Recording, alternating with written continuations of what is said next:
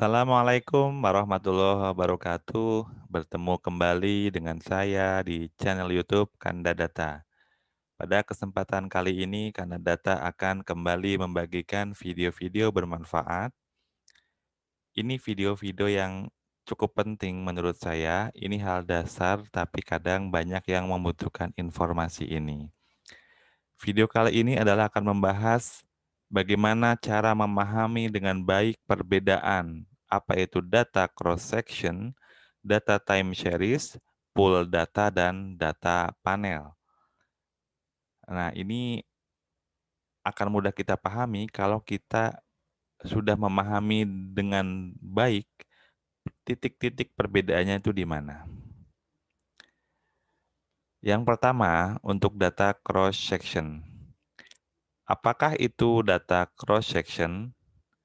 Bahwa data cross-section adalah data yang dikumpulkan dalam satu waktu terhadap banyak objek yang diamati.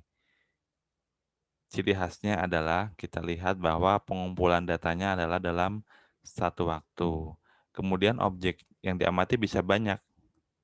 Contohnya apa? Misalkan di sini ada petani, ada peternak, ada kelompok tani, ada penyuluh, bisa perusahaan, bisa pedagang, koperasi, bank, dan lain sebagainya.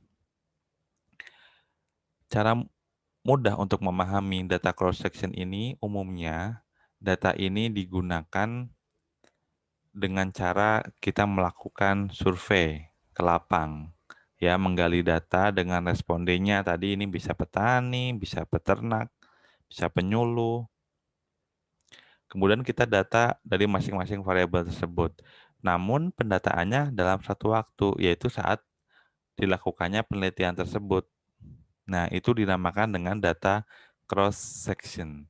Ada juga yang menyebut dengan data primer. Ya, jadi sudah jelas ya bahwa data cross-section ini adalah data dalam satu waktu ya, yang dikumpulkan dalam satu waktu terhadap banyak objek yang diamati. Kita umumnya kalau kita melakukan survei ke lapangan, mengumpulkan data, itu adalah data cross-section. Karena data yang dikumpulkan adalah dalam satu waktu ya. Nah, di sini saya akan memberikan karakteristik pembeda. Ya, karakteristik pembeda untuk data cross section yang pertama apa? Itu data primer ya. Kalau kita menggunakan data primer dalam penelitian ya, itu kita sedang menggunakan data cross section ya. Ada juga di sini hasil survei di lapang, itu data primer ya, atau data cross section. Jadi ketika kita melakukan interview dengan petani, kemudian dengan responden yang kita pilih, kemudian kita peroleh datanya, kita kumpulkan, misalkan ada berapa responden, ada 100, ada 200 responden, itu datanya adalah data cross section. Selanjutnya dikumpulkan dalam satu waktu ya, karena kalau dikumpulkannya runtun waktu itu bukan cross section lagi. Itu adalah data yang akan kita bahas selanjutnya. Itu sudah jelas untuk data cross section adalah karakteristik pembedanya tiga hal ini ya. Data primer, kemudian merupakan hasil survei di lapang, kemudian dikumpulkan dalam satu waktu ya. Ini untuk data cross section. Selanjutnya kita melanjut ke data yang kedua, data time series. Nah, apakah itu data time series? Teman-teman mungkin sudah sering mendengar, sudah sering membaca juga dalam metodologi. Sumber data ada yang menggunakan data sekunder, menggunakan data time series, misalkan konsumsi dari tahun sekian sampai dengan tahun sekian ya. Nah, apa sih data time series itu? Data time series adalah data yang dikumpulkan dari waktu ke waktu ya, atau runtun waktu. Beda dengan cross section yang hanya satu waktu ya. Ini dikumpulkan dari waktu ke waktu atau runtun waktu terhadap satu objek yang diamati ya. Misalkan objeknya apa? Nah, kita lihat contoh. Misalkan objeknya adalah produksi padi ya. Untuk produksi padi, satu objek produksi padi kita amati produksinya, misalkan di negara XYZ, secara runtun waktu dari ke waktu secara berurutan dari tahun 1990 sampai tahun 2020 misalnya ya. Jadi kita mengumpulkan data produksi padi dari waktu ke waktu dari tahun 90 sampai 2020. Itu namanya data time series. Ya, contoh lainnya konsumsi daging sapi ya. Ini konsumsi daging sapi dilihat dari tahun 90 sampai 2020. Datanya ada semua tiap tahun. Nah, ini masuk dalam data time series. Kemudian contoh lain yang lain lagi, suku bunga bank dari tahun 2000 sampai 2020 ya. Ini adalah data time series. Kemudian apa karakteristik pembedanya? Kita lihat untuk karakteristik pembeda dari data time series yang pertama adalah merupakan data sekunder. Ya, data sekunder itu data yang sudah ada, ya, yang dikumpulkan oleh penyedia data. Jadi kita tinggal menggunakan, ya, misalkan disediakan oleh lembaga-lembaga negara, penyedia data, misalkan BPS dan sebagainya. Kemudian yang kedua adalah dikumpulkan waktu ke waktu atau runtun waktu, ya. Jadi tiap tahun ada. Ada juga yang tidak harus tiap tahun, misalkan tribulanan juga bisa, kalau memang itu runtun waktu. Jadi kita menggunakan data sekunder atau data time series. Kemudian karakteristik pembeda yang lain adalah dari penyedia data, misalkan BPS ya, lembaga negara yang menyediakan data, atau juga bisa dari Bank Indonesia, atau kementerian atau lembaga negara, kemudian FAO, World Bank, dan sebagainya. Nah, jadi perbedaannya sudah jelas ya. Kalau cross section itu kita menggali data di lapang satu waktu ya, umumnya kita menggunakan data primer. Kalau di data time series ini berkebalikan ya, itu data sekunder ya, datanya sudah ada. Kita tinggal menggunakan untuk kita olah sehingga dapat diperoleh manfaat. Seperti itu ya, data time series. Kemudian yang ketiga adalah pool data atau data pool. Baik, sebelum saya melanjutkan, jika video ini bermanfaat, silakan like dan subscribe ya. Share juga pada teman Anda supaya kebaikan ini dapat semakin banyak dirasakan oleh teman-teman yang lain. Baik, untuk pool data, apakah itu pool data? Bedanya apa dengan cross section dan time series yang telah kita ulas sebelumnya?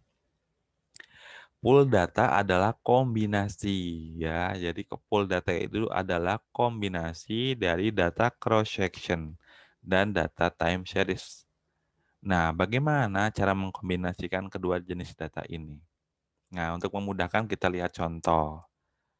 Contohnya apa? Nah, di sini ya.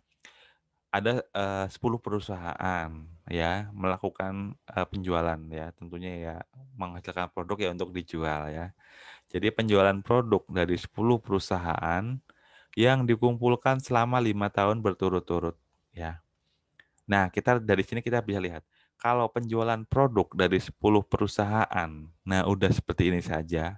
Ini satu waktu datanya, itu cross section. Tapi kalau sudah dikumpulkan selama 5 tahun berturut-turut atau 10 tahun berturut-turut, itu sudah time series. Makanya kalau penjualan produk dari 10 perusahaan yang dikumpulkan selama 5 tahun berturut-turut, ini mengandung data cross section dan time series. Nah, kita merujuk ke definisinya bahwa ini adalah kombinasi dari data cross section dan data time series. Jadi sudah jelas perbedaannya, sangat mudah ditangkap. Contoh lain, boleh. Profit ya atau keuntungan dari 15 KUD atau koperasi unit desa yang diamati selama 4 tahun runtun waktu. Runtun waktu itu ya berturut-turut tadi ya dari waktu ke waktu. Jadi sudah jelas. Nah, karakteristik pembedanya saya tekankan bahwa di sini untuk karakteristik pembeda untuk pool data adalah merupakan gabungan data cross section dan data time series yang membentuk pool data ya. Jadi di sini ada pool data ya. Jadi ada kombinasi seperti itu. Nah, ada satu hal lagi tadi yang saya sebutkan bahwa ada pool data, ada data panel. Sebenarnya kalau kita lihat itu banyak yang menyamakan ya antara pool data dan data panel.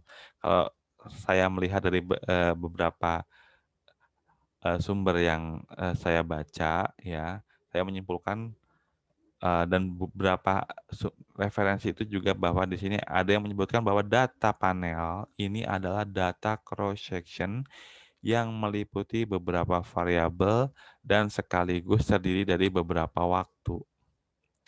Ini mirip-mirip dengan data yang tadi ya, data yang pool data. Namun di sini kalau kita melihat contoh, kita akan bisa mendefinisikan sendiri ya.